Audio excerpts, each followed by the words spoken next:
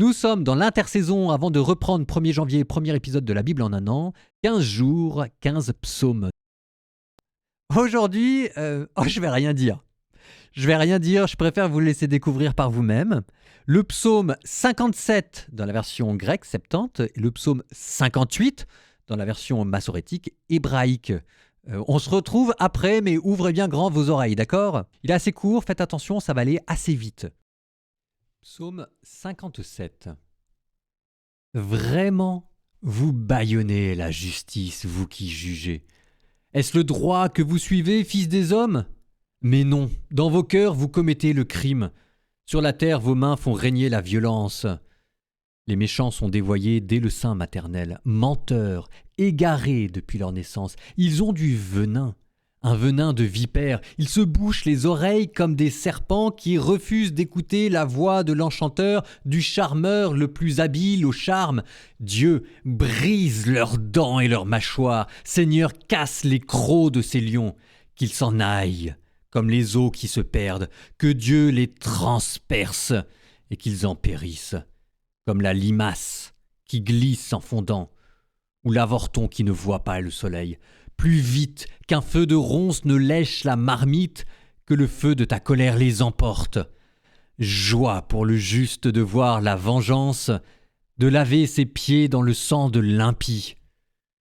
Et l'homme dira, oui, le juste porte du fruit. Oui, il existe un Dieu pour juger sur la terre. On appelle ça un psaume imprécatoire, c'est-à-dire un psaume qui ne contient que des imprécations. Parfois, dans la Bible, dans les psaumes, il peut y avoir des phrases violentes, on a du mal à les comprendre. Mais là, c'est pas une phrase, c'est le psaume entier. On disait même que c'est des psaumes de malédiction, des psaumes, vous pouvez même penser quasiment magiques. En les récitant, ils avaient le pouvoir de jeter le mauvais œil ou le mauvais sort. En tout cas, c'est ce qu'on croyait au Moyen-Âge aux gens. Alors évidemment, il faut prendre ça de manière chrétienne. Qu'est-ce que ça veut dire qu'un psaume 100% imprécatoire ? Bon, en gros, vous avez deux interprétations classiques, parce que je vous rappelle que Jésus vous a dit d'aimer vos ennemis. Alors, de deux choses l'une. Ou bien celui dont il est question derrière ici, ça ne se situe pas à hauteur humaine, c'est tellement violent qu'en fait on a quitté le monde humain et là vous êtes dans le monde angélique, les purs esprits, et ce dont il est question ici c'est du diable et des démons, qui est notre espoir, dans lequel il n'y a aucune réconciliation possible et auquel nous devons nous opposer ouvertement et j'allais dire frontalement. Ça c'est l'interprétation classique des pères de l'Église, dans lequel on nous dit qu'en fait ça exprime le combat spirituel contre les forces du mal. Ou bien, deuxième interprétation plus moderne, plus psychologisante, qui est de reconnaître que de toute façon, en nous, il y a de la violence, qu'en nous, il y a des désirs de violence, et que, si jamais on veut les purifier, il faut qu'on arrive à les extérioriser.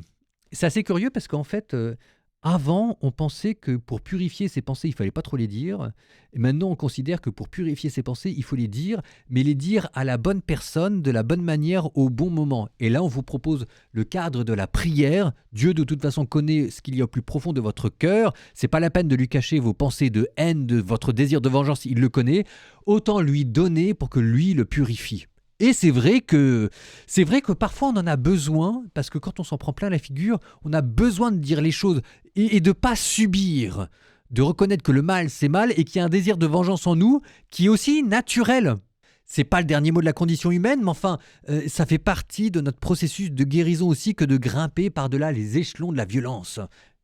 Alors, une fois qu'on a dit ça, vous voilà prêt maintenant pour le réécouter, je n'en dis pas plus, le psaume imprécatoire. Psaume 57. Vraiment, vous bâillonnez la justice, vous qui jugez. Est-ce le droit que vous suivez, fils des hommes ? Mais non, dans vos cœurs vous commettez le crime. Sur la terre vos mains font régner la violence. Les méchants sont dévoyés dès le sein maternel, menteurs, égarés depuis leur naissance. Ils ont du venin.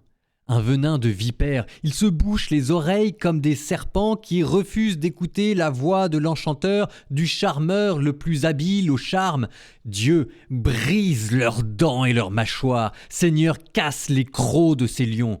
Qu'ils s'en aillent, comme les eaux qui se perdent. Que Dieu les transperce et qu'ils en périssent. Comme la limace qui glisse en fondant, ou l'avorton qui ne voit pas le soleil. plus vite qu'un feu de ronces ne lèche la marmite, que le feu de ta colère les emporte. Joie pour le juste de voir la vengeance, de laver ses pieds dans le sang de l'impie. Et l'homme dira, oui, le juste porte du fruit, oui, il existe un Dieu pour juger sur la terre.